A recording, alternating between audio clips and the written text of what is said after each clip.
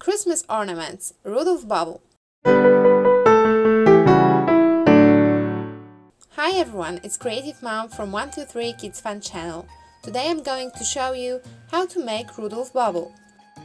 I'm going to use black string, gold glitter, red pom-pom, old bauble, yellow acrylic paint, hot glue, brown creative wire, googly eyes, pencil. This will be very cute Christmas hanging decoration. I love remaking Christmas baubles. And this idea is one of my favorite. I hope you will like it.